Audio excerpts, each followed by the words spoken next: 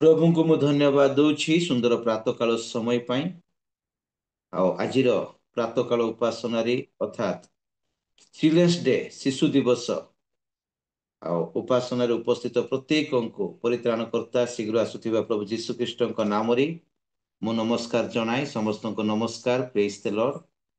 आम समस्ते जानिछु नवेम्बर 14 तारिख आज शिशु दिवस चिल्ड्रेन्स डे सारा भारत रे आज दिन टी पिलामान उद्देश्य रे पालन करुछंती करिवे।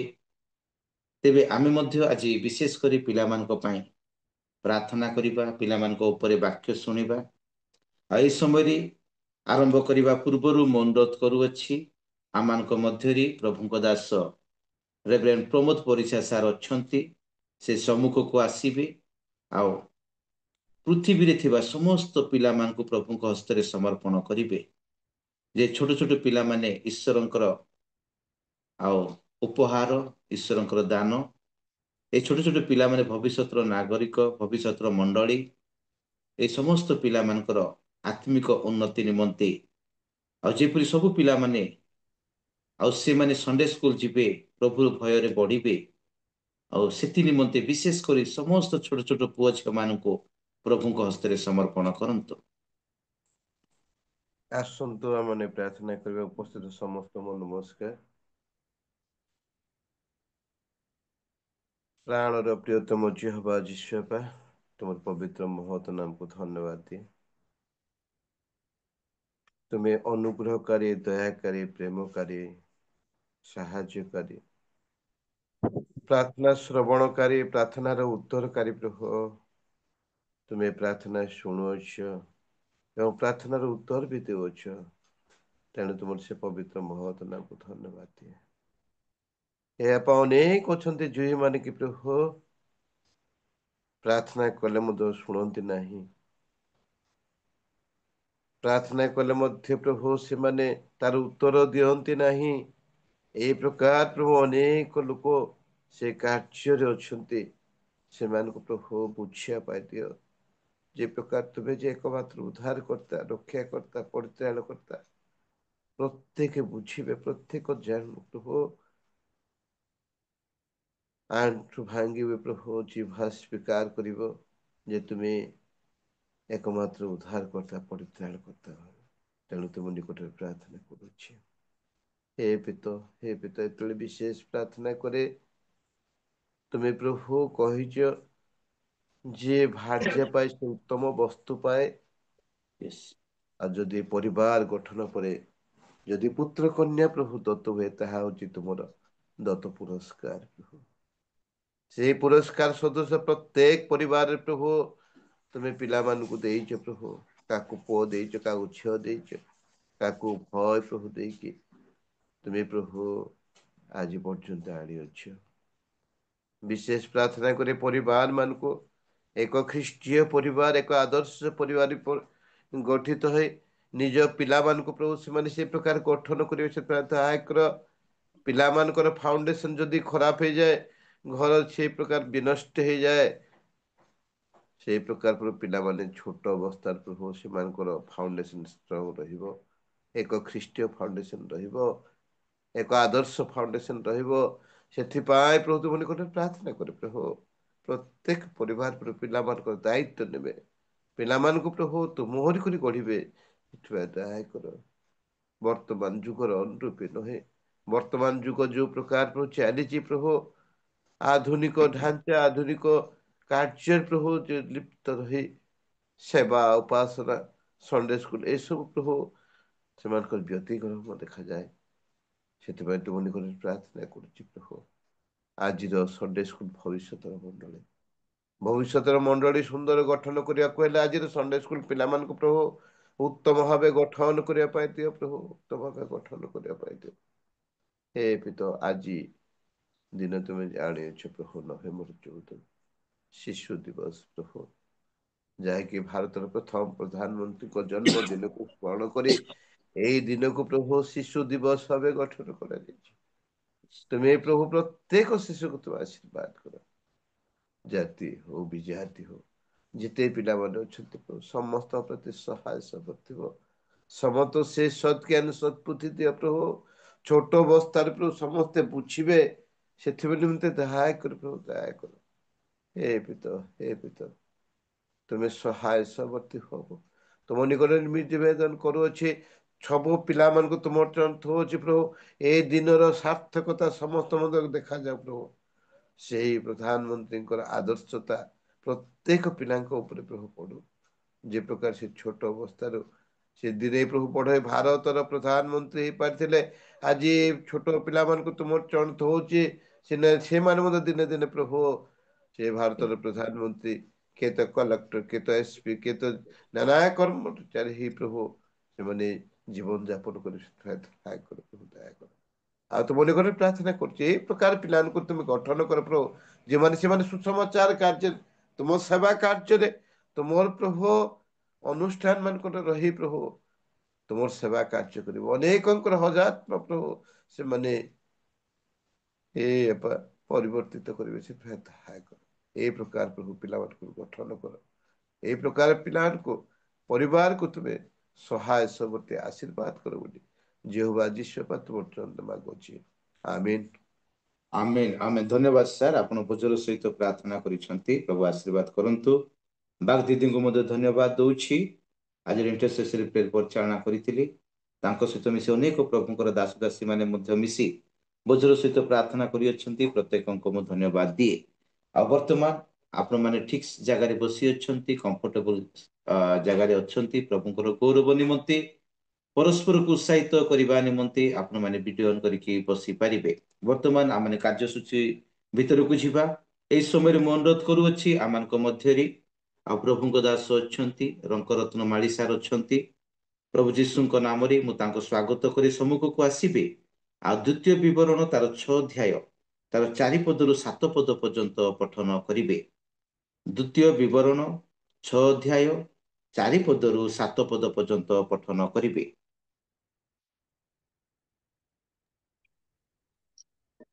ପ୍ରଭୁଙ୍କ ମହତ୍ ନାମର ଧନ୍ୟବାଦ ହଉ।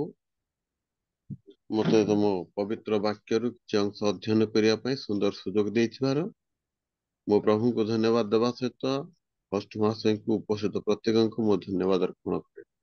ଆସନ୍ତୁ ମାନେ ଦ୍ୱିତୀୟ ବିବରଣ ତାର 6 ଅଧ୍ୟାୟ ତାର 4 ପର୍ବ ଠାରୁ 7 ପଦ ଯାଏ ଆମେ ଅଧ୍ୟୟନ କରିବା। ଦୟାକରି ଆପଣ ମାନେ ପବିତ୍ର ବାକ୍ୟ ଧ୍ୟାନ କରନ୍ତୁ, ମୁଁ ତାକୁ ଅଧ୍ୟୟନ କରିବି। ତହିଁରେ ଏପରି ଲେଖାଯାଏ, ହେ ଇସ୍ରାଏଲ ଶୁଣ, ସଦାପ୍ରଭୁ ଆମମାନଙ୍କର ପରମେଶ୍ୱର ଏକମାତ୍ର ସଦାପ୍ରଭୁ ଅଟନ୍ତି।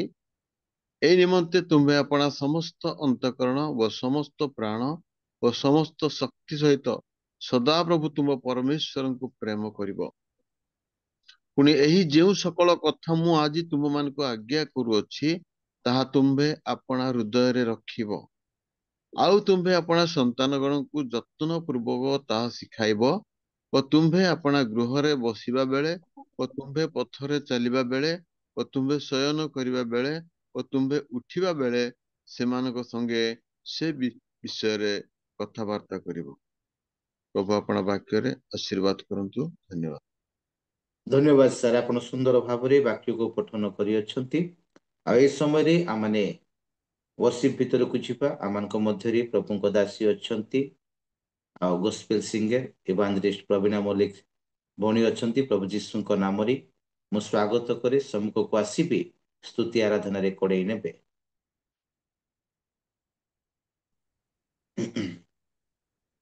ପ୍ରେସ୍ ଥିଲା, ସମସ୍ତଙ୍କୁ ପ୍ରେସ୍ ଥିଲା। ସର୍ବପ୍ରଥମେ ସୃଷ୍ଟିକର୍ତ୍ତା ଜୀବିତ ପରମେଶ୍ୱରଙ୍କ ନାମରେ ଧନ୍ୟବାଦ। ମତେ ସୁଯୋଗ ଦେଇଥିବାରୁ ତା ସହିତ ହୋଷ୍ଟ ଆଜ୍ଞାକୁ ଧନ୍ୟବାଦ ଦିଏ ସୁନ୍ଦର ସମୟ ପାଇଁ। ଆଜି ଉପସ୍ଥିତ ହେଇଥିବା ପ୍ରତ୍ୟେକ ପ୍ରଭୁଙ୍କର ପ୍ରିୟ ଦାସ ଦାସୀ ମାନଙ୍କୁ ହୃଦୟର ସହିତ ପ୍ରେସ୍ ଥିଲା। ଆସନ୍ତୁ, ଯୋଉ ପରମେଶ୍ୱରଙ୍କ ଦୟା ଅନୁଗ୍ରହ ପାଇଁ ଆମେ ଆଜି ପ୍ରାପ୍ତ ସମୟରେ ରିଏଲ ମିନିଷ୍ଟ୍ରି ମାଧ୍ୟମରେ ଏକତ୍ରିତ ହୋଇ ପରମେଶ୍ୱରଙ୍କ ଠାରେ ଆମେ ରହିଅଛୁ। ସେଇ ମହାନ ପରମେଶ୍ୱର ଯିଏକି ଆମମାନଙ୍କର ସୁରକ୍ଷାକାରୀ ଅଟନ୍ତି, ସଦା ସର୍ବଦା ସେ ଆମ ସହିତ ରୁହନ୍ତି। ସେହି ପରମେଶ୍ୱରଙ୍କର ମଙ୍ଗଳ ଦାନକୁ ଆମେ ମନେ ପକାଇ ତାହାଙ୍କର ମହିମା ଗୌରବ କରିବା। सामा से है चारों पे है मेरे यीशु को आराधना रातों और दिन सुबह और शाम मेरे यीशु को आराधना आराधना यीशु को आराधना यीशु को आराधना यीशु को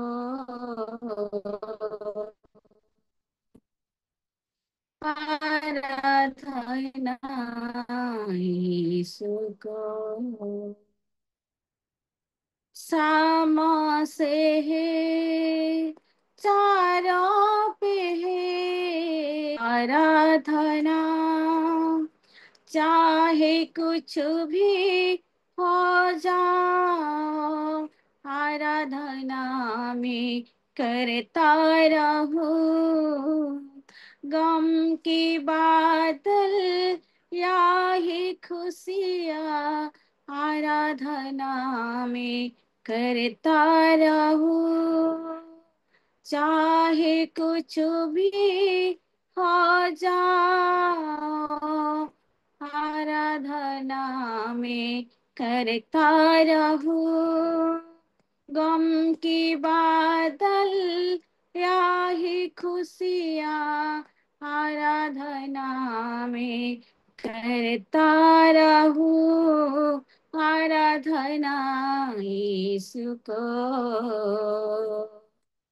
आराधना यीशु को आराधना पिता को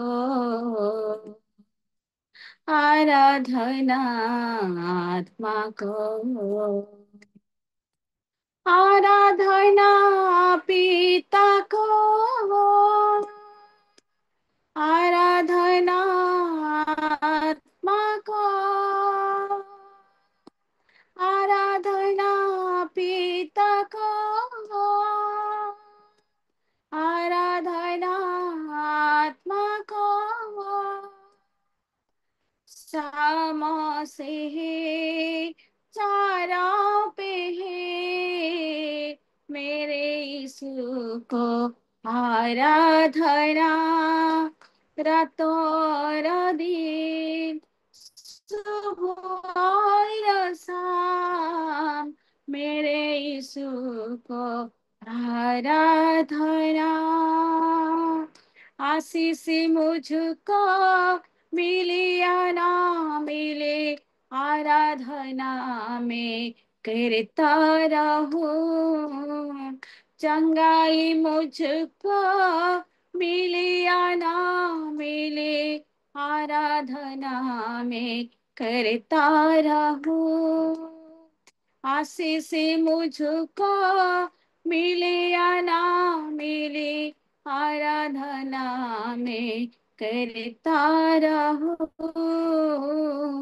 आशीष मुझको मिले या ना मिले आराधना में करता रहूं चंगाई मुझको मिले या ना मिले आराधना में करता रहूं आराधना यीशु को आराधना यीशु को आराधना पिता को आराधना आत्मा को आराधना पिता को आराधना आत्मा को सामा से है चारों पे है मेरे यीशु को आराधना रातों और दिन सुबह और शाम मेरे यीशु को आराधना सामसे चारों पे है मेरे यीशु को आराधना।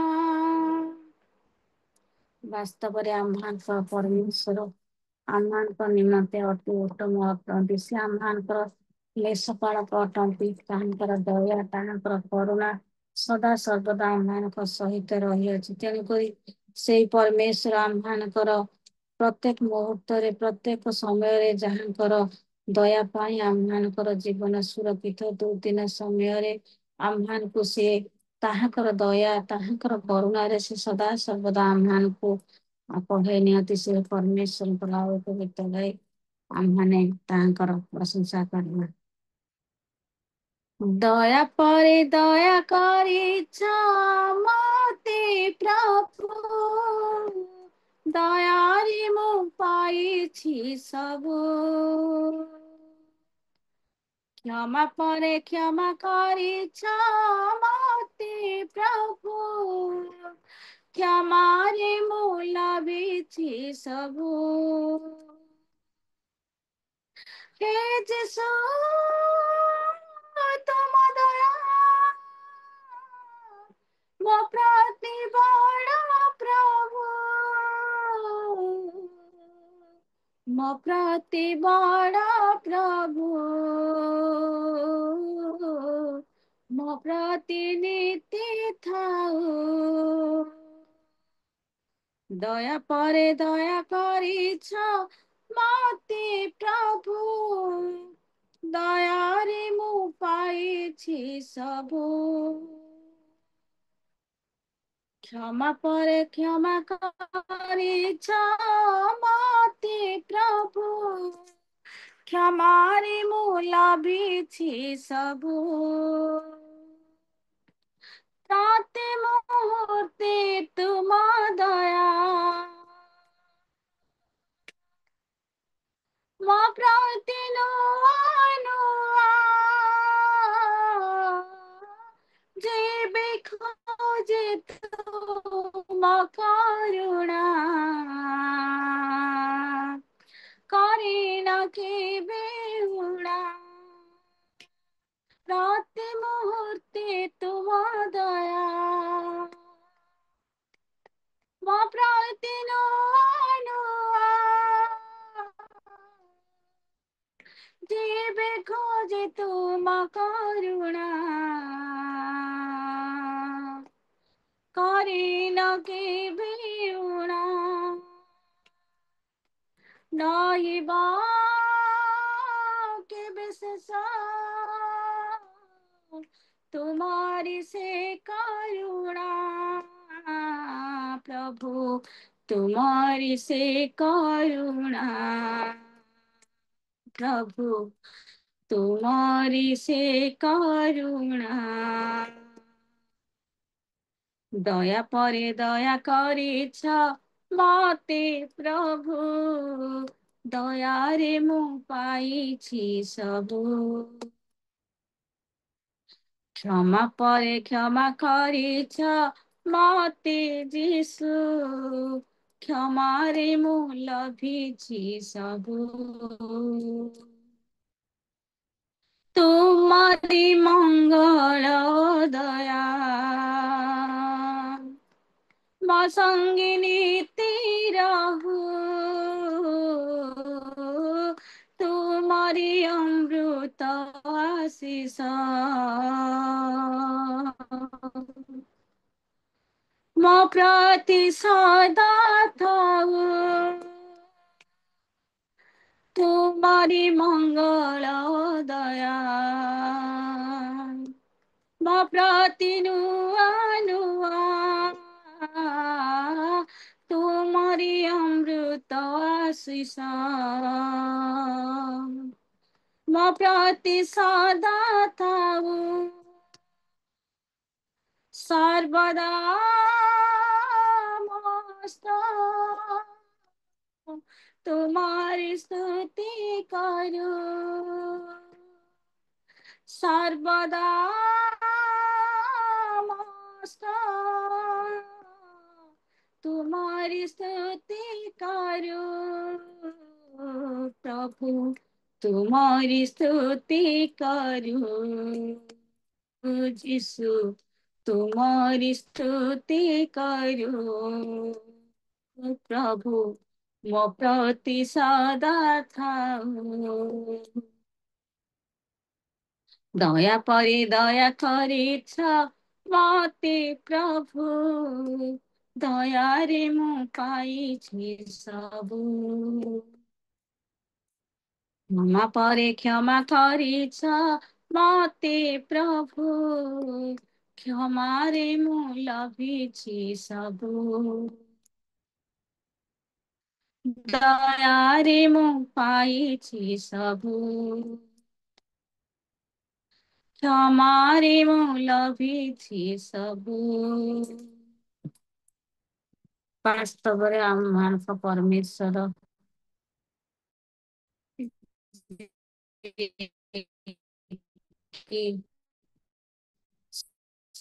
ସଦା ସର୍ବଦା ତାହାଙ୍କର ସନ୍ତାନମାନଙ୍କ ସହିତ ରହି ପ୍ରତ୍ୟେକ ଛାଇ ହୋଇ ଆମମାନଙ୍କର ପ୍ରତିପାଳକ ହୋଇ ଆମମାନଙ୍କୁ ଆଶ୍ରୟ ଦେବା ପରମେଶ୍ୱର ଅଟନ୍ତି। ତେଣୁକରି ସେଇ ଆଶ୍ରୟକାରୀ ପରମେଶ୍ୱରଙ୍କର ଆମ ଏ ଦୁର୍ଦିନ ସମୟରେ ତାହାଙ୍କର ବାକ୍ୟରେ, ତାହାଙ୍କର ଆଜ୍ଞାରେ, ପ୍ରାର୍ଥନାରେ ଆମମାନେ ଜୀବନ କାଟିବା ନିହାତି ଦରକାର। ତେଣୁକରି ଆସନ୍ତୁ ଆମମାନେ ଲାଷ୍ଟ ଗୀତଟିଏ ଗାଇ ପରମେଶ୍ୱରଙ୍କର ମହିମା କରିବା। ପ୍ରଭୁ କରୁଣାରେ ଆଶ୍ରୟ କରି ତାଙ୍କ ବିଧି ସବୁ ହୃଦୟ ଚରି, ଲକ୍ଷ୍ୟ ରଖି ପଦ ଚିହ୍ନ ଯିବି ମୁଁ ଅନୁସରି, ଲକ୍ଷ୍ୟ ରଖି ପଦ ଚିହ୍ନ ଯିବି ମୁଁ ଅନୁସରି, ପ୍ରଭୁ କରୁଣାରେ ଆଶ୍ରୟ କରି ଜଗତ ଦେବନାୟକ ମନେ ସୁଖ ଶାନ୍ତି କିଛି ତ ଜଗତ ଦେବନାୟକ ମନେ ସୁଖ ଶାନ୍ତି କିଛି ତ ନାହିଁ ମୃତ୍ୟୁ ଝରା যিশু পাশে ভরা, নাহি মৃত্যু ঝরা যিশু পাশে ভরা, অনন্ত জীবনর ঝরা। প্রভু করুণারে আশ্রয় করি ତାଙ୍କ ବିଧି ସବୁ ହୃଦୟ ଚରି, ଲକ୍ଷ୍ୟ ଚିହ୍ନ ରଖି ଯିବି ମୁଁ ଅନୁସରି, ପ୍ରଭୁ କରୁଣାରେ ଆଶ୍ରୟ କରି।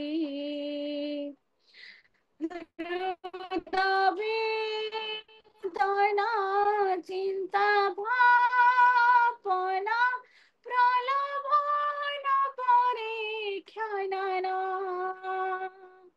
ভুয়াই প্রবল হেবি মূল সবল, ভুয়াই প্রবল হেবি মূল সবল, প্রিয়তম বুকু আবরি, প্রভু করুণারে আশ্রୟ କରି ତାଙ୍କ ବିଧି ସବୁ ହୃଦୟ ଚରି,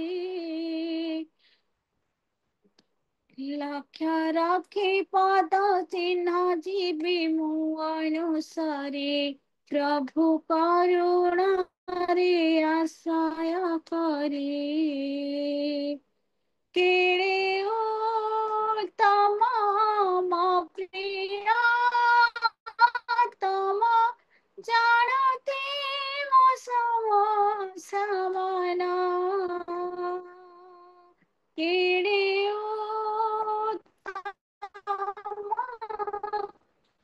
ମୋ ପ୍ରିୟତମ, ଜାଣନ୍ତି ମହତ ଆଶ୍ରୟ ନିକଟ ସହାୟ, महत आश्रय निकट सहाय संकट रखिबे आवरी प्रभु करुणारे आश्रय करी महामावती जड़े जेमिति से सहे बजाई झटकी महामावती जड़े जेमिति से सहे बजाई झटकी ମୋ ସାରା ଜୀବନ ଗୌରବ କାରଣ ମୋ ସାରା ଜୀବନ ଗୌରବ କାରଣ ଜଳି ଯିବି ନାମ ସୁମରି ପ୍ରଭୁ କରୁଣାରେ ଆଶ୍ରୟ କରି ତାଙ୍କ ବି ଲକ୍ଷ୍ୟ ରଖି ପଦ ଚିହ୍ନ ଯିବି ମୁଁ ଅନୁସରି ଲକ୍ଷ୍ୟ ରଖି ପଦ ଚିହ୍ନ ଯିବି ମୁଁ ଅନୁସରି ପ୍ରଭୁ କରୁଣାରେ ଆଶ୍ରୟ କରି ମଙ୍ଗଳକାରୀ ମଙ୍ଗଳମୟ ପ୍ରେମ ପ୍ରଭୁ ତୁମ ମହାନ ନାମକୁ ମୋ ପ୍ରଶଂସା ଗୌରବ କରେ ପରମେଶ୍ୱର वास्तव में प्रभु तुम्हें एकमात्र आम्हांकर विश्वस्त दया परमेश्वर अट प्रभु तुम्हारी दया तुम्हारी अनुग्रह तुम्हारा संतान प्रति परमेश्वर प्रचुर भाव रही अछि मंगलकारी परमेश्वर प्रभु तुम नाम रे परमेश्वर शांति मिले तुम नाम रे साहस शक्ति मिले परमेश्वर प्रभु तुम ठारे जे संतान माने प्रभु भरोसा स्थिर रुहंती प्रभु तुमे केबे हेले भी कोठी तांको लज्जित हवाको देना परमेश्वर प्रभु तुम्हारी दया तुम्हारी अनुग्रह रे जीवन परमेश्वर ये प्रातः समय प्रभु आम एकत्रित हो तुम्हारा संतान माने तुम चौंतरे बसी अच्छु प्रभु दिन प्रभु आशीर्वाद कर परमेश्वर चलवा पथरे बसवा पथरे बाहर जीवार भीतर आसबार प्रत्येक क्षेत्र में प्रभु तुम्हें साथे साथे रुह प्रभु आज पुणी शिशु दिवस तुम हाथ में समर्पण करे प्रत्येक शिशु को प्रत्येक बाप माँ जो मैंने पिला मानकर जत्न नियंती परमेश्वर जागतिक जीवन रे परमेश्वर पुणी प्रभु तुम ठारे से संतान मैंने आगामी दिन मानकर परमेश्वर से मान तुम निमते जेपरी बढ़ी पारे प्रभु तुम्हारे भय वाक्य तुम्हें आमर प्रत्येक पिला मान को आशीर्वाद कर तुमरी ठारे प्रभु बढ़िबे तुम्हें दया कर तुम्हें साहाय्य कर परमेश्वर प्रिय प्रभु प्रातः समय आम प्रत्येक तुम हाथ में समर्पित होअछु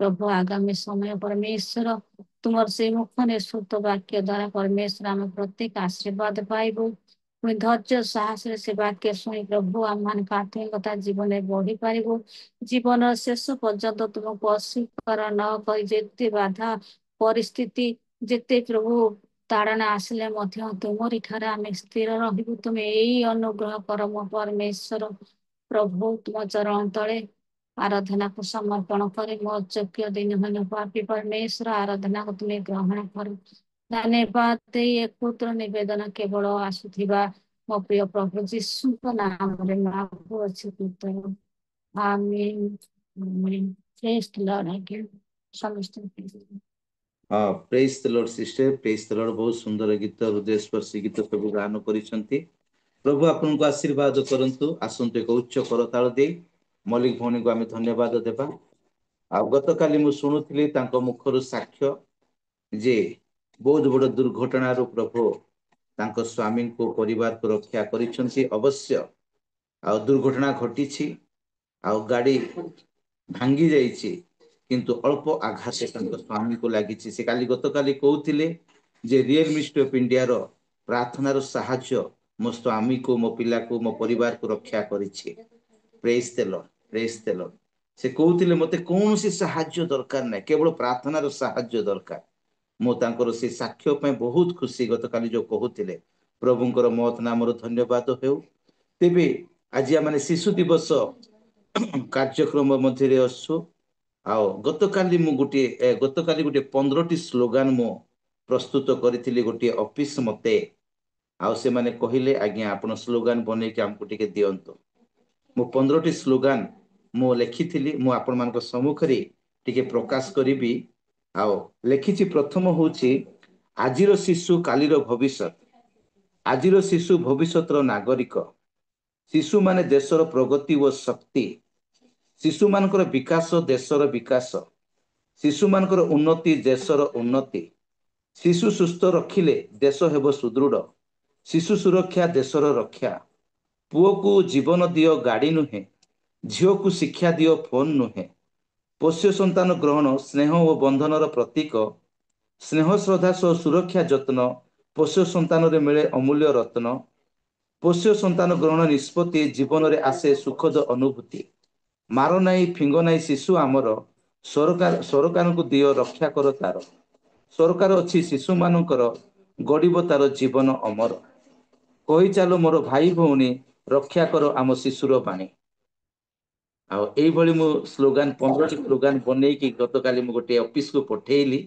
ସେମାନେ ବୋଧେ ଆଜି ସେ ସ୍ଲୋଗାନକୁ ସେମାନେ ଆଉ ବ୍ୟବହାର କରିବେ। ତେବେ ଆସନ୍ତୁ ଆମେ ପ୍ରଭୁଙ୍କର ସେ ମୁଖ ନିର୍ଗତ ଜୀବନ୍ତ ବାକ୍ୟକୁ ଶ୍ରବଣ କରିବା ପାଇଁ ଯିବା। ଆଉ ଆମମାନଙ୍କ ମଧ୍ୟରେ ପ୍ରଭୁଙ୍କ ଦାସ ଅଛନ୍ତି। ଆମେ ସମସ୍ତଙ୍କର ଅତି ପ୍ରିୟ ବନ୍ଧୁ। ଆଉ ସେ ଅଫଲାଇନ ଅନଲାଇନରେ ପ୍ରଭୁଙ୍କ ପାଇଁ ବ୍ୟବହୃତ ହୁଅନ୍ତି। ସେ ଜଣେ ରିଭାଇବଲ ସ୍ପିକର ଅଟନ୍ତି। ଆଉ ଆଜି ଆମେ ତାଙ୍କୁ ପାଇ ବହୁତ ଖୁସି। ଆଉ ସେ ପ୍ରାୟ ସବୁବେଳେ ବ୍ୟସ୍ତ ରୁହନ୍ତି।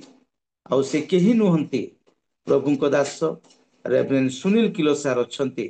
ଆସନ୍ତୁ ଏକ ଉଚ୍ଚ କରତାଳ ଦେଇ ଆଉ କିଲୋ ସାର୍ଙ୍କୁ ଆମେ ସ୍ୱାଗତ କରିବା। ଆଉ ପ୍ରଭୁଙ୍କ ଦାସ ସମ୍ମୁଖକୁ ଆସିବେ। ପ୍ରଭୁଙ୍କର ସେ ମୁଖ ନିର୍ଗତ ଜୀବନ୍ତ ବାକ୍ୟକୁ ଆଉ ସେ ପ୍ରକାଶ କରିବେ। ଆସନ୍ତୁ ଏକ ଉଚ୍ଚ କରତାଳ ଦେଇ ଆମେ ପ୍ରଭୁଙ୍କ ଦାସଙ୍କୁ ସ୍ୱାଗତ କରିବା। Praise the Lord, praise the Lord, praise the Lord. ଆଉ over to କିଲୋ ସାର୍, ଆପଣ Yes, କଣ୍ଟିନ୍ୟୁ yes. କରନ୍ତୁ sir. Thank you, praise the Lord. Good morning to all of you. Okay. ପ୍ରଭୁନା ବିଶେଷ ଧନ୍ୟବାଦ ହଉ। ଆଶା କରେ ଆପଣ ସମସ୍ତେ ଆଉ ଭଲରେ ଅଛନ୍ତି। ଆପଣ ମାନଙ୍କର ପୁଅ ଝିଅ ମାନେ ବି ଭଲରେ ଅଛନ୍ତି। କୁନି କୁନି ପୁଅ ଝିଅ ମାନଙ୍କୁ ସମସ୍ତଙ୍କୁ ମୋ ତରଫରୁ ଏଇ ଚିଲଡ୍ରେନ୍ସ ଡେ ର ଶୁଭେଚ୍ଛା। Happy Children's Day to all of my dear children. ପ୍ରଭୁ ସମସ୍ତଙ୍କୁ ଆଶୀର୍ବାଦ କରନ୍ତୁ। ବହୁତ ବଢିଆ ସୁଯୋଗ ପରମେଶ୍ୱର ଆମମାନଙ୍କୁ ଦେଇଛନ୍ତି କିଛି ବାକ୍ୟ ଶୁଣିବା ପାଇଁ, କିଛି ବାକ୍ୟରେ ବୁଝିବା ପାଇଁ। ମୁଁ ପରମେଶ୍ୱରଙ୍କୁ ମୁଁ ଧନ୍ୟବାଦ ଦେବା ସତ୍ତ୍ୱେ ତା ସହିତ ମୁଁ ରିଏଲ ମିନିଷ୍ଟ୍ରି ହୋଷ୍ଟ ଆଜ୍ଞାଙ୍କୁ ମୁଁ ଧନ୍ୟବାଦ ଦେବି, ଜିତ ଆଜ୍ଞାଙ୍କୁ। ଆଉ ସେ ମତେ ବହୁତ ପ୍ରେମ କରନ୍ତି, ବହୁତ ଭଲ। ତେଣୁ ସିଏ ମତେ ମନେ ପକାନ୍ତି ଆଉ ଡାକନ୍ତି। ତା ସହିତ ଉପସ୍ଥିତ ସମସ୍ତଙ୍କୁ ମୁଁ ଧନ୍ୟବାଦ ଦେବି। ଆପଣମାନେ ନାହିଁ ତାହେଲେ ଆମେ ଭି ନା ହଉ। ରିଏଲ ମିନିଷ୍ଟ୍ରି ଯୋଉ ପ୍ରାର୍ଥନା କରୁଛନ୍ତି, ଆଉ ସତ କଥା ସେଇ ପ୍ରାର୍ଥନା ବହୁତ କାର୍ଯ୍ୟ କରୁଛି। ବହୁତ ମାନେ ବହୁତ କାର୍ଯ୍ୟ କରୁଛି। ଏପରି ପ୍ରାର୍ଥନା ରହିବା ନିହାତି ଦରକାର। ବାଇବଲ କହେ ସେଇଟା ପରସ୍ପର ପାଇଁ ପ୍ରାର୍ଥନା କରିବା ଦରକାର। ଯେତେବେଳକୁ ଆମେ ଜାଣିପାରୁଛୁ ଜଣେ ଆମର ବନ୍ଧୁ କେହି ଜଣେ ବହୁତ ସିରିୟସ କଣ୍ଡିସନରେ ଅଛି, କିମ୍ବା କିଛି ଏମିତି ପରିସ୍ଥିତିରେ ଅଛି, ସେ ଯେଉଁ ପରିସ୍ଥିତିରେ ତାକୁ ପ୍ରାର୍ଥନାର ଆବଶ୍ୟକତା ରହିଛି। ହୋଇପାରେ ଆମ ପାଖରେ ଯଦି ଅର୍ଥ ନାହିଁ, ତ ଅର୍ଥରେ ଯଦି ଆମେ କିଛି ସାହାଯ୍ୟ କରିପାରୁନୁ ତ ପ୍ରାର୍ଥନା ପକ୍କା କରିବା ଦରକାର, ପ୍ରାର୍ଥନାର ତଳେ ଧରିବା ଦରକାର ପରସ୍ପରକୁ। ଆଉ ଯଦି ଅର୍ଥ ଅଛି ତାହେଲେ ଅର୍ଥରେ ବି ଆମମାନଙ୍କୁ ସାହାଯ୍ୟ କରିବା ଦରକାର। ଏଇଟା ଗୋଟେ ବହୁତ ବେଷ୍ଟ ଟାଇମ, ଏଇଟା ଗୋଟେ ପ୍ରକାର ସେବା ଯାହା ରିଏଲ ମିନିଷ୍ଟ୍ରି କରୁଛି। ପ୍ରଭୁ ଆଶୀର୍ବାଦ କରନ୍ତୁ। ଆଜି ମୋ ମା ବାପା ମାନଙ୍କୁ କିଛି କହିବା ପାଇଁ ଚାହେଁ ଏଇ ଚିଲଡ୍ରେନ୍ସ ଡେ ସମୟରେ। ତା ସହିତ ପିଲାମାନଙ୍କୁ ମଧ୍ୟ ମୁଁ କିଛି କହିବି, ଉଭୟଙ୍କୁ ମୁଁ କହିବା ପାଇଁ ଇଚ୍ଛା କରେ। ଚିଲଡ୍ରେନ୍ସ ଡେ ଆମ ଦେଶରେ ବହୁତ ଭଲ ମାନୁଛନ୍ତି, ଚର୍ଚ୍ଚରେ ବି ମାନୁଛନ୍ତି, ଚର୍ଚ୍ଚରେ ବହୁତ ଇମ୍ପୋର୍ଟାଣ୍ଟ ବି ଦେଉଛନ୍ତି। ସଣ୍ଡେ ସ୍କୁଲ ଚାଲିଥିବ ପିଲାମାନଙ୍କର, ତ ସଣ୍ଡେ ସ୍କୁଲରେ ବି ଆମେ ଶିଖାଉଛୁ ପିଲାମାନଙ୍କୁ, ସଣ୍ଡେ ସ୍କୁଲରେ ବି ଆମେ କହୁଛୁ।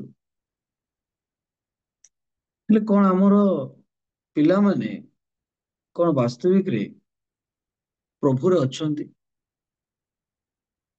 ଆମ କଥା ସେମାନେ ମାନୁଛନ୍ତି? ଆମ କଥା ସେମାନେ ଶୁଣୁଛନ୍ତି? ଆମେ ଜାଣିବା ନିହାତି ଦରକାର ଏସବୁ ବିଷୟ ଗୁଡାକ। ତ ମୁଁ କେତେଟା ବିଷୟ କହିବି, କେତେଟା ପଏଣ୍ଟ ମଧ୍ୟ ମୁଁ କହିବି ଆପଣମାନଙ୍କୁ, ଧ୍ୟାନରେ ଆପଣମାନେ ଶୁଣିବେ, ଏହା ମୋର ଆଶା।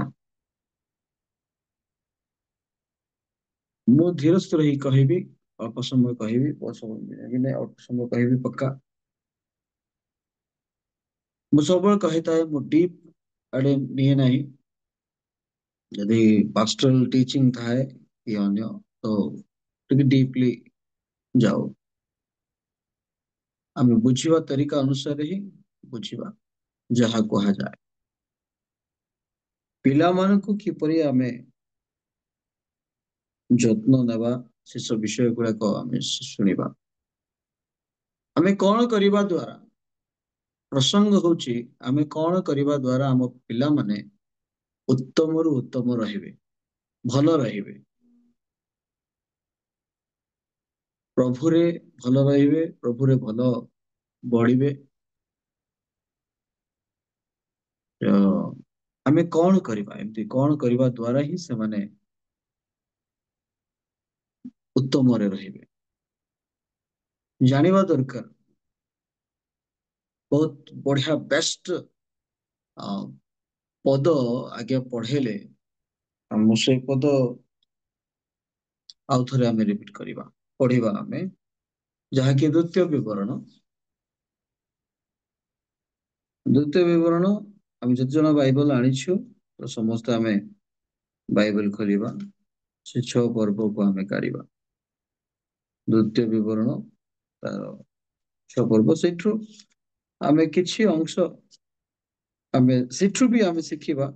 ଆଉ ବହୁତ ଗୁଡେ କଥା ଗୁଡାକ ଆମେ ପ୍ରଭୁଙ୍କ ନିକଟରେ ଶିଖିବା ଦରକାର, ଯୋଉଟା କି 5 ପଦରୁ ଆମେ 9 ପଦ ପର୍ଯ୍ୟନ୍ତ ପଢିବା। 5 ପଦ ଜଣେ କେହି ପଢନ୍ତୁ। ଏ ନିମନ୍ତେ ତୁମ୍ଭେ ଆପଣା ସମସ୍ତ ଅନ୍ତଃକରଣ ଓ ସମସ୍ତ ପ୍ରାଣ ଓ ସମସ୍ତ ଶକ୍ତି ସହିତ ସଦା ପ୍ରଭୁ ତୁମ୍ଭ ପରମେଶ୍ୱରଙ୍କୁ ପ୍ରେମ କରିବ। ଆମେନ। ଓକେ, ପ୍ରଭୁ ଆଶୀର୍ବାଦ କରନ୍ତୁ। ଏଇ ବାକ୍ୟରେ ନିଶ୍ଚିନ୍ତ ଭାବରେ ଆଶା କରେ ଆପଣ ମାନଙ୍କୁ ପ୍ରଭୁ କଥା କହିବେ। ଆମ ପିଲାମାନେ, ଆମେ ଚାହୁଁଛୁ ଆମ ପିଲାମାନେ ଭଲ ହୁଅନ୍ତୁ, ପିଲାମାନଙ୍କର ଭବିଷ୍ୟତ ଭଲ ହେଉ, ଏହା ଆମେ ଚାହୁଁଛୁ। ପ୍ରତ୍ୟେକ ମା ବାପା ମାନେ ସେମାନେ ଚାହାନ୍ତି ତାଙ୍କର ପିଲାମାନେ ଭଲରେ ବଢନ୍ତୁ, ଭଲରେ ରୁହନ୍ତୁ। କୋଉ ମା ବାପା ମାନେ ଏହା ଚାହାନ୍ତି ନାହିଁ କି ତାଙ୍କ ସାମ୍ନାରେ ପିଲାମାନଙ୍କୁ କିଏ ଗୋଟେ ମନ ଇଚ୍ଛା କଥା କୁହନ୍ତୁ, କିମ୍ବା ପିଲାମାନଙ୍କର କଥା ମା ବାପାଙ୍କୁ ଖରାପ କଥା ଗୁଡାକ କହନ୍ତୁ, କି ଗୋଟେ ମା ବାପାଙ୍କୁ ପିଲାମାନଙ୍କ କଥା ନେଇକି ଲଜ୍ଜିତ କରନ୍ତୁ କି ମନ ଇଚ୍ଛା କଥା କୁହନ୍ତୁ, ଏମିତି ସେମାନେ ଚାହାନ୍ତି ନାହିଁ। ପିଲାମାନେ ଯେମିତି କରିବେ, ଆମ ପିଲାମାନେ ଯେମିତି ହେବେ, ମା ବାପା ମାନେ ସେମିତି ତାର ରିଜଲ୍ଟକୁ ଦେଖିବେ ସେମାନେ। ମତେ ମନେ ଅଛି ଗୋଟେ ଥର ଆମର କେଭି ସ୍କୁଲରେ, ସୁନାବେଡା କେଭି ସ୍କୁଲରେ ଆମ ପିଲାମାନଙ୍କର ଯେତେବେଳକୁ ଆଉ ସେଠି ଗୋଟେ ଫଙ୍କସନ ଥିଲା, ଯେତେବେଳକୁ ଆମମାନେ ଯାଇଥିଲୁ ସେଠି ଗୋଟେ ପୁଅର କଥା ସେଠୁ ପ୍ରିନ୍ସିପାଲ ଆନାଉନ୍ସ କଲେ, सर्टिफिकेट गिफ्ट भी देले, जेहेतु से पुओ स्कूल रे टॉप एकदम बहुत नम्र आउ केबे से छुट्टी करनी, मन इच्छा केबे छुट्टी करनी, बहुत नम्र आउ is he is the best, माने से बहुत भलो पुओटी, तो सबरे भलो से विषय को डाकी करी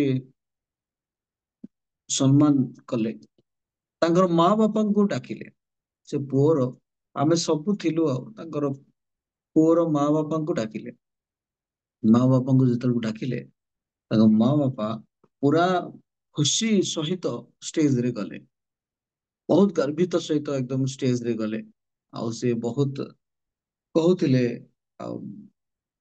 आमर पुओ पाई बोली आज आमे बहुत गर्वित बोली कहले, आम पुओ आउ से एई परी हेची।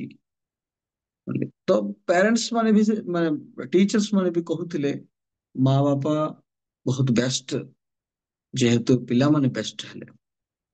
मु कहबा पे इच्छा करे आपण मानको हमर पिला माने बेस्ट होंतु बोली जदि हम चाहूछु, इट इज फर्स्ट आमे प्रथमे बेस्ट हेबार अछि। जे पर्यंत माँ बापा बेस्ट हेबे नाही, पिला माने सबु वेस्ट हे जिवे, से माने बेस्ट हेबे नाही।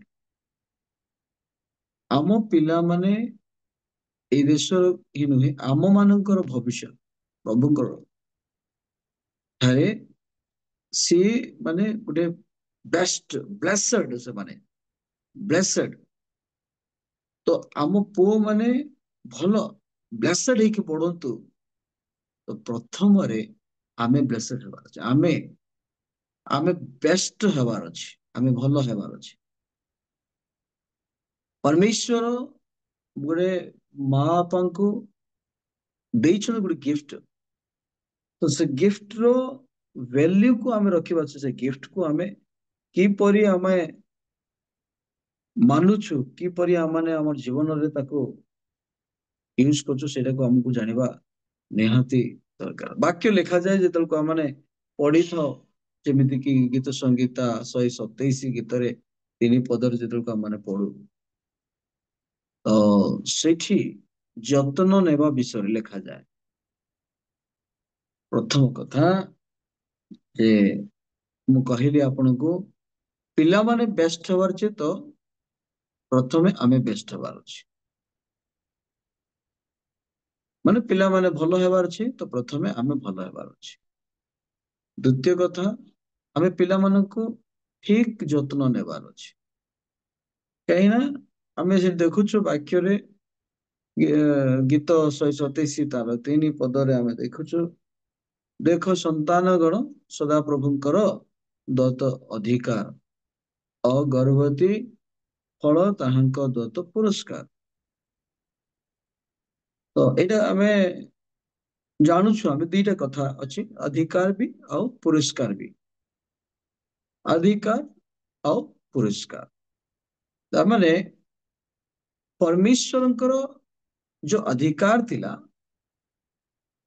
से अधिकार माँ बापा को देले, माँ बापा को देले जो अधिकार परमेश्वरंकर एबे पर्यंत माने परमेश्वर को हाथ रे थी, से माँ बापा को देले, और से को अधिकार देले, गोटे गिफ्ट स्वरूप गोटे अधिकार देले कि तार जत्न नेबा पाई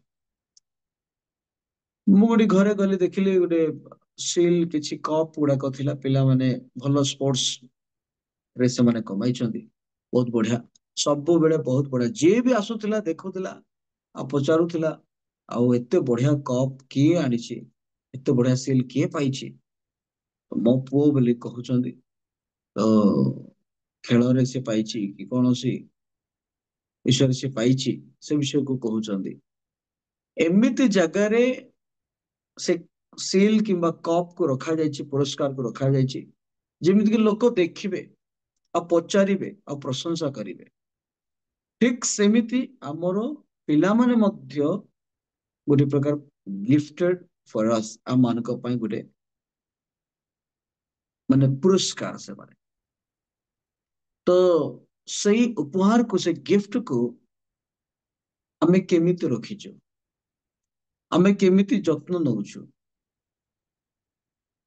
प्रभु आम मानक ए वाक्य रे ए पदरे हमको सिखाउछंती कि पिला मानक आमे जत्न नेबा आ जत्न नेबा पाई प्रभु हमको भलो गिफ्ट करिसंती जत्न नेबा पाई प्रभु हमको से अथॉरिटी हमको देइछंती अथॉरिटी आज आम जत्न पिला मानक ठीक से परे नेउनु बोली पिला माने आज अखट रास्ता रे जाउछंती गलत रास्ता रे जाउछंती गलत होउछंती भूल करूछंती माँ बापार सेते केयर नाही पिला मानक प्रति सेते ध्यान दउनांती जत्न दउनांती दुखर विषय सेटा जत्न दउनांती तो यह हଉଛି द्वितीय विषय जोटा कि आमानकु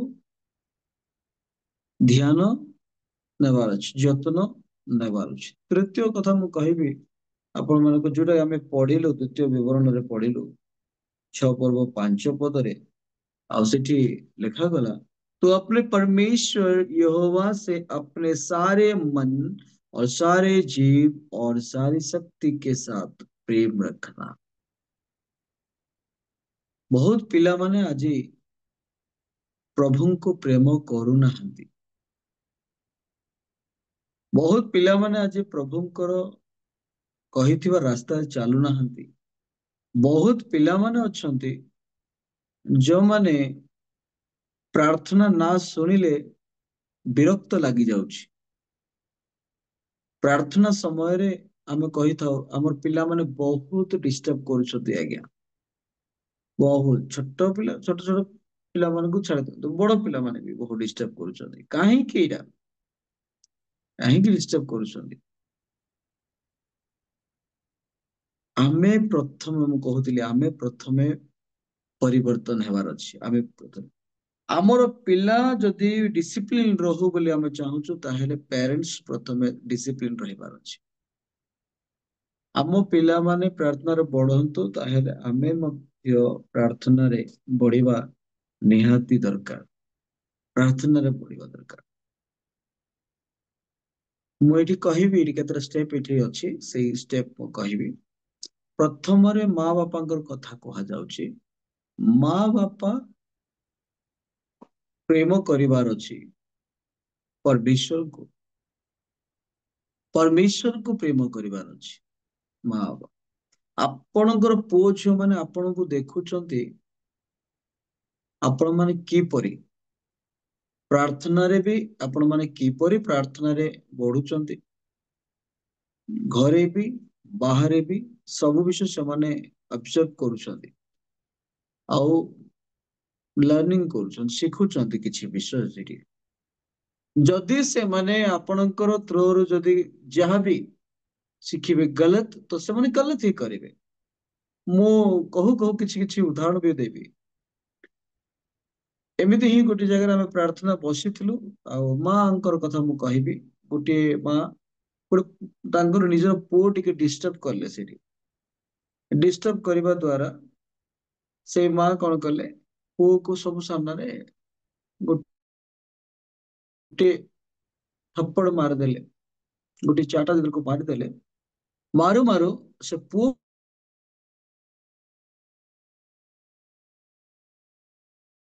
कौन करिछि समस्त ये दुष्ट होछि बोली ଦୁଷ୍ଟ ହଉଛୁ କହିଲେ ଶୁଣୁନୁ ବୋଲି ଗୋଟେ ଚାପଡ଼ ମାରିଦେଲେ। ସେ ଚାପଡ଼ା ମାରୁ ମାରୁ ମା କୁ ପୁଅ ମଧ୍ୟ ମାରି ପକେଇଛି, ଛୋଟ ପୁଅଟା।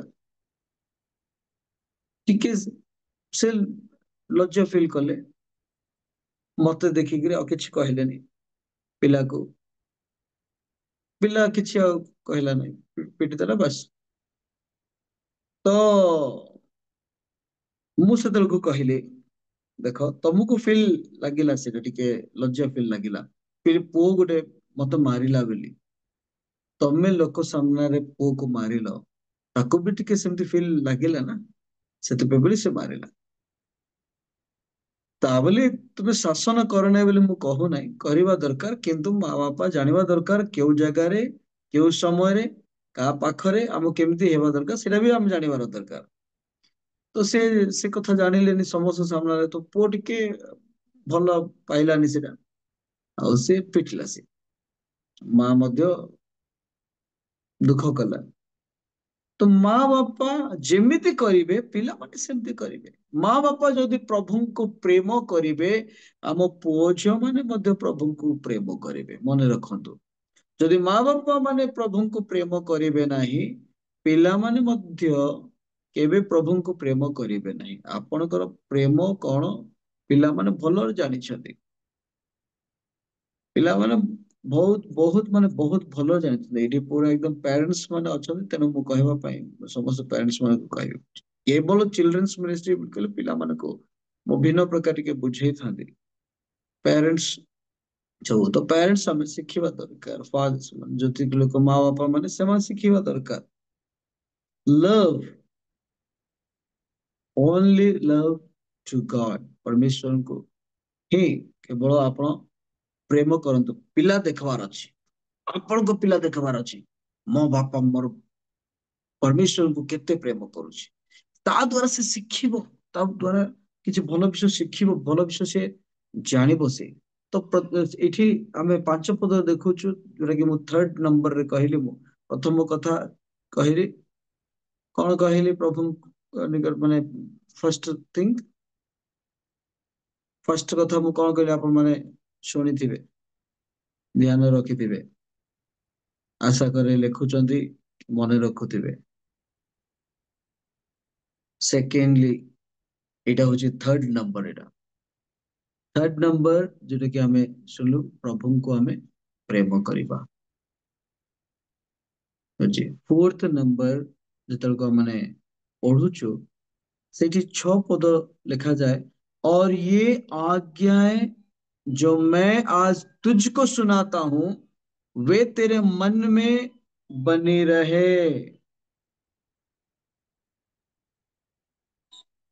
जो आज्ञा, जो କଥା, जो ଶିକ୍ଷା ପ୍ରଭୁ ଦେଇଛନ୍ତି, ସେଇଟା ଆମର ମନରେ ଆମେ ରଖିବା। ଆମର ମନରେ ଆମେ ରଖିବା। ଆମେ ଆମେ ଶିଖିବା। ଠିକ ଅଛି, ଆମେ ଶିଖିବା।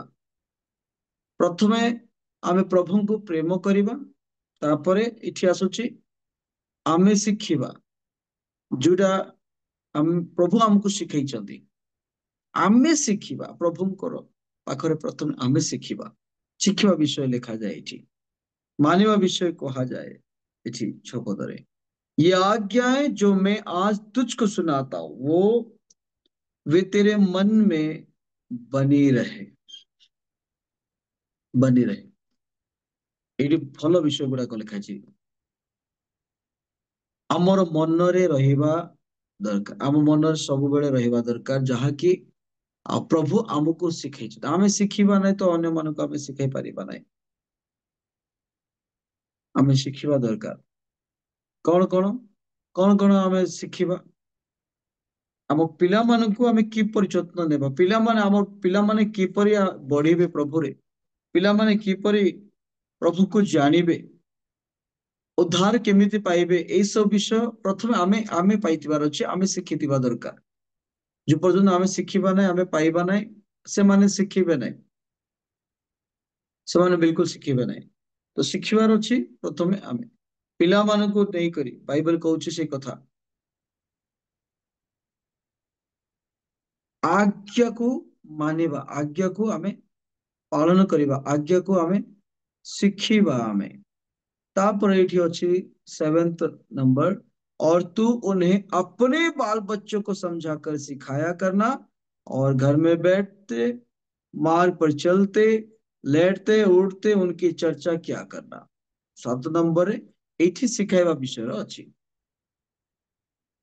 5 पदरे आमे शिखिलु कोन, 5 पदरे आमे आमे परमेश्वर को प्रेम करिबा। 6 नंबर आमे शिखिबा। 7 नंबर शिखेबा। जहाँ आमे शिखिछु ताहा आमे शिखेबा। आजिकल माँ बापा माने कौन शिखाउछंती पिला मानकु, जारे दुकान रे गलु गोटे खैनी किनिक आनिबु, दुकान रे गलु सिगारेट गोटे किनि आसिबु, एइटे जाको शिखा होउची।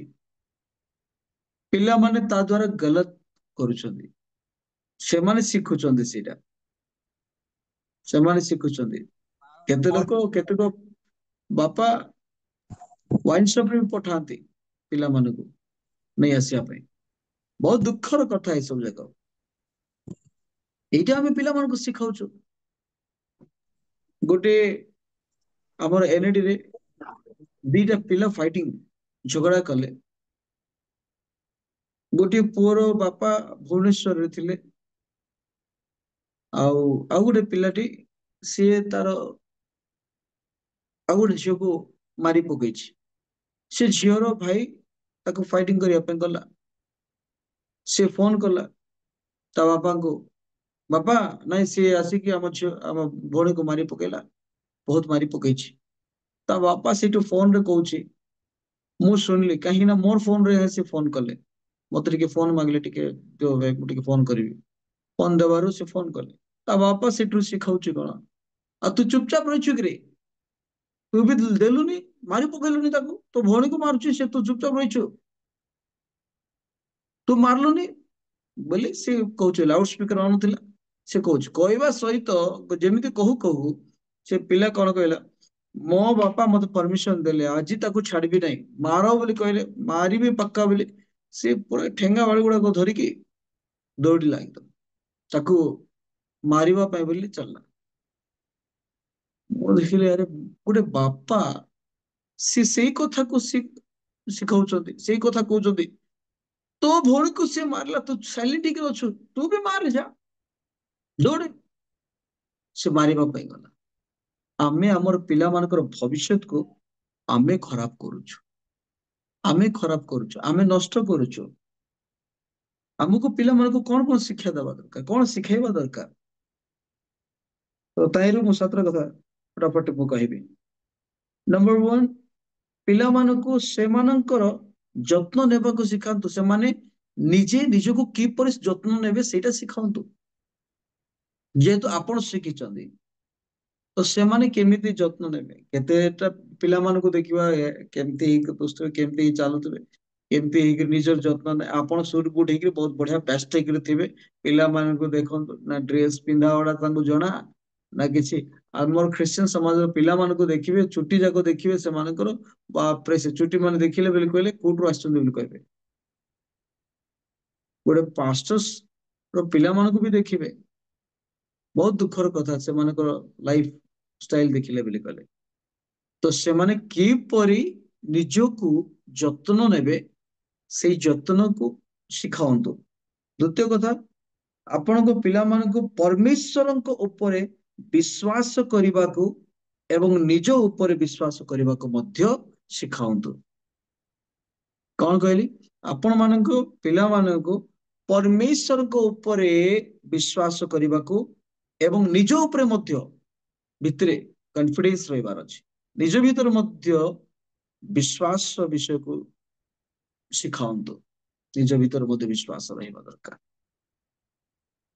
ତୃତୀୟ କଥା, ଆପଣଙ୍କ ପିଲାକୁ କ୍ଷମା କରିବାକୁ ମଧ୍ୟ ଶିଖାନ୍ତୁ। ଆପଣ ମାନଙ୍କ ପିଲାମାନଙ୍କୁ କ୍ଷମା କରିବାଟା ବି ଶିଖାନ୍ତୁ, ଯେପରିକି ସେମାନେ କୌଣସି କଥାରେ ହାଡ଼ବଡ ମାରପିଟ ପାଇଁ ଯିବେ ନାହିଁ, କିନ୍ତୁ ଜଣେ ଆଉ ଜଣକୁ ଯେପରିକି କ୍ଷମା ଦେଇପାରିବ ସେଇ କ୍ଷମା ବିଷୟକୁ ମଧ୍ୟ ସେମାନଙ୍କୁ ଶିଖାନ୍ତୁ। ମତେ ସମୟ ନାହିଁ ସେତେବେଳେ ମୁଁ ସ୍ପିଡଲି ଯାଉଛି, ମୋ ସମୟ ହେଇଯାଇଛି। ତାପରେ ଚତୁର୍ଥ କଥା, ନିଜ ପିଲାଙ୍କୁ ପରମେଶ୍ୱରଙ୍କ ବାକ୍ୟ ଉପରେ ଧ୍ୟାନ କରିବାକୁ ଶିଖାନ୍ତୁ। ପରମେଶ୍ୱରଙ୍କର ବାକ୍ୟ ଉପରେ ଧ୍ୟାନ କରିବାକୁ ଶିଖାନ୍ତୁ। ଏଇଟା ବି କେମିତି, ଯେତେବେଳକୁ ମୁଁ ଗୋଟେ ଭିଡିଓ ଦେଖୁଥିଲି, ଆମେ ଆମ ପିଲାମାନଙ୍କୁ ବେଶୀ ମୋବାଇଲ ୟୁଜ କରାଉଛୁ, ମୋବାଇଲ ବହୁତ ଦଉଛୁ ଆମେ, ଯୋ ଦ୍ୱାରା କି ସେ ମୋବାଇଲ ଦ୍ୱାରା ସେ ବର୍ବାଦ ହେଇଯାଉଛି, ବେକାର ହେଇଯାଉଛି। ଗୋଟିଏ ମା ବାପା ଦିନେ ଭାବିଲେ, ବହୁତ ବହୁତ ଭାବିଲେ ଆମେ କଣ କରିବା ଦ୍ୱାରା ଆମର ପିଲାମାନେ ଟିକେ ଭଲରେ ରହିବେ, ଭଲ ମାନେ ପିଲାମାନେ ମୋବାଇଲକୁ ଛାଡିକି ବାଇବଲ ଧରିବେ, କଣ କରିବେ, ପଢିବେ ସେମାନେ। ତ କେତେ ମନା କଲେ ବି ପିଲାମାନେ ଶୁଣୁନାହାନ୍ତି। ବହୁତ ଦୁଃଖର କଥା, ମୋବାଇଲ ପାଇଁ ପିଲାମାନେ ନିଜର ଜୀବନ ଦେଇ ଦଉଛନ୍ତି। ମୋବାଇଲ ନ ଦେଲେ ବହୁତ, ଏବେ ରିସେଣ୍ଟଲି ମୁଁ କେତେଟା କେସେସ୍ ଦେଖିଲି, ବହୁତ ଦୁଃଖ କଥା। ମା ଟିକେ ଗାଳି କଲା ଯାଇକିରି ଗୋଟେ ପୁଅକୁ, ଖାଲି ମୋବାଇଲ ମୋବାଇଲ ରାତି ଦିନ କଣ ମୋବାଇଲ ମୋବାଇଲ ହଉଛି ରେ, ଏତିକି ଖାଲି ଗାଳି କଲା।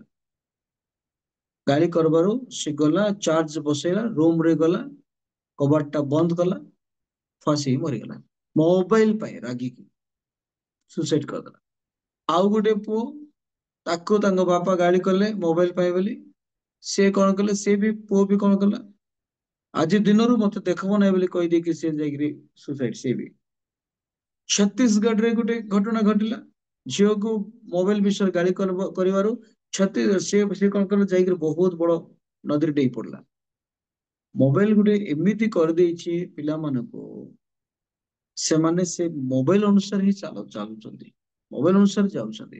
ଦୁଃଖର କଥା, ଏଇଟା ନିଜର ମା ବାପା ନିଜ ପିଲାମାନଙ୍କର ଭବିଷ୍ୟତକୁ ନଷ୍ଟ କରୁଛନ୍ତି। ସାନ ବେଳରୁ ଯେତେବେଳକୁ ଜନ୍ମ ହଉଛି, ଛୋଟ ବେଳରୁ ଆମେ ମୋବାଇଲ ଦେବାଟା ଆରମ୍ଭ କରିଦଉଛୁ। ପିଲାମାନଙ୍କୁ ମୋବାଇଲ ନଦେଲେ ବୋଲି କହିଲେ ସେମାନେ ଖାଉନାହାନ୍ତି। ପିଲାମାନଙ୍କୁ ମୋବାଇଲ ନଦେଲେ ସେମାନେ କିଛି କାମ କରିବେ ନାହିଁ, କିଛି ବି ନାହିଁ। ଛୋଟ ବେଳେ ଜନ୍ମ ହେଲା ପରେ ପରେ କାହିଁ ଆମେ ବାଇବଲ ଧରିଦେବା ସେମାନଙ୍କୁ, ବାଇବଲ ଦେବା, ବାଇବଲ ସେମାନେ ଧରନ୍ତୁ, ବାଇବଲ ଅନୁସାରେ ଚାଲନ୍ତୁ, ଶିକ୍ଷା ଦିଅନ୍ତୁ। ପିଲାମାନଙ୍କୁ ପରମେଶ୍ୱରଙ୍କର ବାକ୍ୟ ଉପରେ ଆପଣ ଶିକ୍ଷା ଦେବାକୁ ଶିଖନ୍ତୁ। ପଞ୍ଚମ କଥା, ଭଲ ବନ୍ଧୁ ସୃଷ୍ଟି କରିବାକୁ ଆପଣଙ୍କ ପିଲାମାନଙ୍କୁ ଶିଖାନ୍ତୁ। ଉତ୍ତମ ଗୁଡ ଫ୍ରେଣ୍ଡ, ଉତ୍ତମ ସାଙ୍ଗସାଥୀ କିପରି ରହିବା ଦରକାର, ଉତ୍ତମ ସାଙ୍ଗସାଥୀ ଯେପରିକି ରହିବେ, ସେଇଟାକୁ ଆପଣ ନେଇକରି ଶିଖାନ୍ତୁ। ସେମାନେ କଣ କରିବା ଦ୍ୱାରା ଉତ୍ତମ ବନ୍ଧୁ ସେମାନେ ସ୍ଥାପନ କରିବେ ପିଲାମାନେ। 6th ନମ୍ବର, ମନ୍ଦକୁ ପ୍ରତିରୋଧ କରିବାକୁ ପିଲାମାନଙ୍କୁ ଶିଖାନ୍ତୁ। ମନ୍ଦକୁ, ଗଲତକୁ ପ୍ରତିରୋଧ କରିବେ ସେମାନେ, ଗଲତକୁ ନିଜର ଜୀବନରେ ଲଗେଇବେ ନାହିଁ, ଗଲତକୁ ୟୁଜ କରିକି ପଢିବେ ନାହିଁ, ଗଲତକୁ ପ୍ରତିରୋଧ କରିବେ, ତାକୁ ପିଲାମାନଙ୍କୁ ତାହା ଶିଖାନ୍ତୁ। ଏବଂ 7th ନମ୍ବର, ଆପଣ ପିଲାମାନଙ୍କୁ ତାଙ୍କର ଆଧ୍ୟାତ୍ମିକ ଉପହାର ଗୁଡିକୁ ଚିହ୍ନିବାକୁ ଶିଖାନ୍ତୁ। ଆଧ୍ୟାତ୍ମିକ ଯୋଉ ଗିଫ୍ଟ ଗୁଡାକ ତାଙ୍କୁ ଦିଆଯାଇଛି, ଗିଫ୍ଟେଡ ଗୁଡାକ, ପରମେଶ୍ୱର ଯୋଉ ଗିଫ୍ଟ ଗୁଡାକ ରଖିଛନ୍ତି, ସେଟା କଣ, କି ଗିଫ୍ଟେଡ ଗୁଡାକ ଅଛି, ଶିଖାନ୍ତୁ ପିଲାମାନଙ୍କୁ, ଶିଖାନ୍ତୁ, ସେ ସବୁ ବିଷୟ ନେଇକରି ଶିଖାନ୍ତୁ। ତ ଆମେ ସେଇପରି ହେବା ଯେମିତି ଆମେ ପ୍ରଭୁଙ୍କୁ ମାନେ ପିଲାମାନେ ହଉନ୍ତୁ ବୋଲି ଚାହୁଁଛୁ। ଦ୍ୱିତୀୟ କଥା ଆମେ ଶୁଣିଲୁ, ଯତ୍ନ ନେବା ପିଲାମାନଙ୍କୁ। ତାପରେ ଆମେ ଶୁଣିଲୁ, ପ୍ରଭୁଙ୍କୁ ଆମେ ପ୍ରେମ କରିବା। ତାପରେ ଶୁଣିଲୁ, ମା ବାପା ମାନେ ସେମାନେ ପ୍ରଭୁଙ୍କର ଆଜ୍ଞାକୁ ପାଳନ କରିବାର ଅଛି। ତାପରେ ଆମେ ଶୁଣିଲୁ, ପ୍ରଭୁଙ୍କର ନିକଟରେ ମାନେ ସେମାନଙ୍କୁ ଆମେ ଶିଖେଇବା, ଶିକ୍ଷା ଦେବା ପିଲାମାନଙ୍କୁ ଆମେ ଶିଖେଇବା, ଆମେ ନିଜେ ଶିଖିବା, ତାପରେ ସେମାନଙ୍କୁ ଶିଖେଇବା। ଆଉ ଗୋଟେ ଷ୍ଟେପ, ପ୍ରଭୁଙ୍କର ନିକଟରେ ଆମେ ତାଙ୍କୁ ଆଣିବା, ପିଲାମାନଙ୍କୁ ପ୍ରଭୁଙ୍କର ନିକଟରେ ଆଣିବା। କଣ କଣ ଆମେ ଶିଖେଇବା ସେଟା ମୁଁ 7ଟା ପଏଣ୍ଟ କହିଲି ଆପଣମାନଙ୍କୁ। ଲାଷ୍ଟ ଆଉ ଗୋଟେ ଷ୍ଟେପ ହଉଛି ପ୍ରଭୁଙ୍କର ନିକଟରେ ଆମେ ଆଣିବା, ଯେମିତିକି ଲେଖା ହେଇଛି ଲୁକ 18 ପର୍ବ 16 ପଦରେ, ଯୀଶୁ ଆପଣା ପାଖକୁ ପିଲାମାନଙ୍କୁ ଡାକିଲେ ଆଉ କହିଲେ, ଶିଶୁମାନଙ୍କୁ ମୋ ନିକଟକୁ ଆସିବାକୁ ଦିଅ ଆଉ ସେମାନଙ୍କୁ ମନା କର ନାହିଁ, କାରଣ ଈଶ୍ୱରଙ୍କ ରାଜ୍ୟ ଏହି ପ୍ରକାର ଲୋକମାନଙ୍କର। ସେମାନଙ୍କୁ ମନା କର ନାହିଁ। ଆମେ ଚର୍ଚ୍ଚରେ ପିଲାମାନେ ଟିକେ ଡିଷ୍ଟର୍ବାନ୍ସ କରୁଛନ୍ତି ବୋଲି ଆମେ ଘରେ ଛାଡି ଦେଇକି ମଧ୍ୟ ପଳେଇ ଯାଉଛୁ ଆମେ ଚର୍ଚ୍ଚରେ। ଆମ ପିଲାମାନେ କଣ ଶିଖିବେ ତାରେ? ଘରେ ବି ବସିଲା ବେଳକୁ ପ୍ରାୟ ପ୍ୟାରେଣ୍ଟସ ମାନେ ଘରେ ବସିଲା ବେଳକୁ କଣ କରନ୍ତି, ଟିଭି ଲଗାନ୍ତି, ସବୁ ପୁଅ ଝିଅ ସବୁ ମିଶିକି ବସିକି ଦେଖନ୍ତି ଗୋଟେ ଫିଲ୍ମ। ସେ ଫିଲ୍ମରେ ଭଲ ବିଷୟ ବି ଦଉଛି, ଖରାପ ବିଷୟ ବି ଦଉଛି। ଆମେ କଣ ଶିଖାଉଛୁ ପିଲାମାନଙ୍କୁ? ଆମେ କାହା ନିକଟରେ ଆମେ ଆଣୁଛୁ? ଆମେ ପ୍ରଭୁଙ୍କ ନିକଟରେ ଆଣୁ। କେତେକ ପ୍ୟାରେଣ୍ଟସ ମାନେ ଅଛନ୍ତି ଯୋଉମାନେ କି ପିଲାମାନଙ୍କୁ ଚର୍ଚ୍ଚ ପଠାନ୍ତି, ନିଜେ ଯାଆନ୍ତି ନାହିଁ। ଆଉ କେତେ ଜଣ ଅଛନ୍ତି ଯୋଉମାନେ କି ନିଜେ ଯାଆନ୍ତି, ପିଲାମାନଙ୍କୁ ନିଅନ୍ତି ନାହିଁ। ଦୁଃଖର ବିଷୟ। ପ୍ରଭୁ ଚାହାନ୍ତି ସବୁ ଗୋଟେ ପରିବାର ସମସ୍ତେ ମିନିଷ୍ଟ୍ରି କରନ୍ତୁ, ଗୋଟେ ପରିବାର ସମସ୍ତେ ପ୍ରଭୁଙ୍କ ସେବାରେ ଆସନ୍ତୁ, ପ୍ରାର୍ଥନାରେ ଯାଆନ୍ତୁ, ଆମ ପିଲାମାନେ ଭଲ ହୁଅନ୍ତୁ। ତ ଏହା ଆମର କର୍ତ୍ତବ୍ୟ, ପିଲାମାନଙ୍କୁ ପ୍ରଭୁଙ୍କର ନିକଟରେ ଆମେ ଆଣିବା, ପ୍ରଭୁଙ୍କର ନିକଟବର୍ତ୍ତୀ ଆମେ କରାଇବା। ପ୍ରେଜ୍ ଦ ଲର୍ଡ। ଲାଷ୍ଟ କଥା ମୁଁ କହିବି, ଆଉ ତାହା ହେଲା ପାଶ୍ଚାତ୍ୟ ବିଷୟ ମନେ ପକାଇବା ନାହିଁ। ଆମେ ପିଲାମାନଙ୍କୁ ମଧ୍ୟ ବିତି ଯାଇଥିବା କଥା ଗୁଡାକ ବେଶୀ ରିପିଟ କରନ୍ତୁ ନାହିଁ। କୌଣସି କଥା କି ଆପଣ ବି ପଛ କଥାକୁ ରିପିଟ କରନ୍ତୁ ନା, ଯାହା ଘଟଣା ଘଟି ଯାଇଛି ଗୋଟେ ସାକ୍ଷ୍ୟ ହିସାବରେ ତାକୁ ନେଇପାରିବେ, କିନ୍ତୁ ବାରମ୍ବାର ତାକୁ ମନେ ପକାନ୍ତୁ ନାହିଁ। ତାହା ଆପଣଙ୍କୁ କଷ୍ଟ ଦେବ। ଆପଣଙ୍କ ପିଲାମାନଙ୍କୁ ଯଦି ସେଟା ଆଫେକ୍ଟ ପଡିବ, ସେମାନେ ମଧ୍ୟ କହି ଚାଲିବେ। ଯେମିତି ଯୋହନ ଲେଖା ହେଇଛି 16 ପର୍ବ 21 ପଦରେ ଯଦି ଆମେ ପଢୁଛୁ, ଯେତେବେଳକୁ ଗୋଟେ ଗର୍ଭବତୀ ସ୍ତ୍ରୀ ଯେତେବେଳକୁ ଗୋଟେ ସନ୍ତାନକୁ ପ୍ରସବ କଲା ଉତ୍ତାରେ ଜଗତରେ ମାନେ ଆମେ ଜାଣିପାରୁଛୁ ବହୁତ ମାନେ ପେନଫୁଲ ମଧ୍ୟ ହେବ, ବହୁତ କଷ୍ଟ। କିନ୍ତୁ ଯେତେବେଳକୁ ପରବର୍ତ୍ତୀ ସମୟରେ ସେ ପେନ୍ କୁ ସେ ଭୁଲି ବି ଯିବ, ଏତେ ଖୁସି ଯୋଉ ପରମେଶ୍ୱର ତାକୁ ଗୋଟେ ଏମିତି ଗୋଟେ ଗିଫ୍ଟ ଦେବେ, ଯୋଉ ଗିଫ୍ଟରେ ସେ ବହୁତ ଆନନ୍ଦ କରିବ, କଷ୍ଟକୁ ମନେ ପକାଇବ ନାହିଁ। ଯେତେବେଳକୁ ଡେଲିଭରି ସମୟରେ ତାକୁ ତ ବହୁତ ପେନ୍, ଏମିତି ପେନ୍ ଭାବିବ କି ମୋର ପ୍ରାଣ ରହିବ ନାହିଁ, ଚାଲିଯିବ। କିନ୍ତୁ ତା ପରବର୍ତ୍ତୀ ସମୟରେ ତାର ଛୋଟ ଶିଶୁକୁ ଯେତେବେଳେ ଦେଖିବ, ସେଇ ପେନ୍ କଣ ଥିଲା, କେମିତି ଥିଲା ଭୁଲିଯିବ। ଠିକ ସେମିତି ଆପଣ ଯେତେବେଳକୁ ନିଜ ପିଲାମାନଙ୍କୁ ପ୍ରଭୁରେ ଆଣିବା ପାଇଁ ଚାହୁଁଛନ୍ତି, ତାହେଲେ ପଶ୍ଚାତ ବିଷୟକୁ ମନେ ପକାନ୍ତୁ ନାହିଁ, କିମ୍ବା ପିଲାମାନଙ୍କୁ ମଧ୍ୟ ପଶ୍ଚାତ ବିଷୟକୁ ମନେ ପକାଇବାକୁ ଦିଅନ୍ତୁ ନାହିଁ। ଭୁଲନ୍ତୁ, ପ୍ରଭୁରେ ବଢନ୍ତୁ ଆଗକୁ। ତ ଆଜି ଗୋଟେ ପଦ ଆମେ ଆରମ୍ଭ କଲୁ, ଆଉ ସେଇ ପଦ ହେଲା ଯତ୍ନ ନେବା ବିଷୟରେ। ପ୍ରଭୁ ଦେଇଥିବା ଗିଫ୍ଟକୁ ଆମେ ଗୋଟେ ଅଧିକାର ସ୍ୱରୂପେ ଆମେ ତାର ଯତ୍ନ ନେବା। ଆମେ ଏଇପରି ଯଦି ଆମେ କରୁ, ଏମିତି ପିଲାମାନଙ୍କ ବିଷୟରେ ମୁଁ କହିବି ତାହେଲେ ବହୁତ କିଛି ଷ୍ଟେପ ଯାକ ମୋ ପାଖରେ ଅଛି, ବହୁତ କିଛି ମୁଁ ବିଷୟ କହିପାରିବି। ଅଫଲାଇନ ହେଲେ ମୁଁ ବହୁତ କଥା ଗୁଡାକ ମୁଁ ଦେଖେଇକି ମଧ୍ୟ କହିପାରିବି। ତ ଆମେ ଚାହୁଁଛୁ ଯଦି ଆମ ପିଲାମାନେ ଭବିଷ୍ୟତରେ ଭଲ ହୁଅନ୍ତୁ, ତ ଆମେ ପ୍ରଥମେ ଭଲ ହେବା, ଆମେ ଠିକ ହେବା, ଆଉ ପିଲାମାନଙ୍କୁ ଠିକ କରିବା। ଏଇ ପଦରେ ମୁଁ ଅନ୍ୟଟା କାଢୁଥିଲି, ଆଜ୍ଞା ଯୋଉ ପଦ ପଢେଇଲେ ମୁଁ ସେଇଠୁ ହିଁ କହିଲି। ମୁଁ ମେସେଜ ମୁଁ କହିନାହିଁ, ଏଇଟା ଖାଲି ଜଷ୍ଟ ମୁଁ ପରାମର୍ଶ ଆପଣ ମାନଙ୍କୁ ଦେଲେ, ମେସେଜ ଟିଚିଂ ମୁଁ ଦେଇନାହିଁ। ଯୋଉ ପଦ, ସେ ପଦରେ ମା ବାପାଙ୍କୁ କୁହାଯାଉଛି। ଇଫିସିଓ ପୁସ୍ତକରେ ଅଛି, କୋଲୋସିଓ ପୁସ୍ତକରେ ଅଛି, ପିଲାମାନଙ୍କୁ କେମିତି ଯତ୍ନ ନେବାଟା, ପିଲାମାନେ ମଧ୍ୟ ମା ବାପାକୁ କେମିତି ମାନିବା ଦରକାର, ସେ ବିଷୟ ମଧ୍ୟ ଅଛି।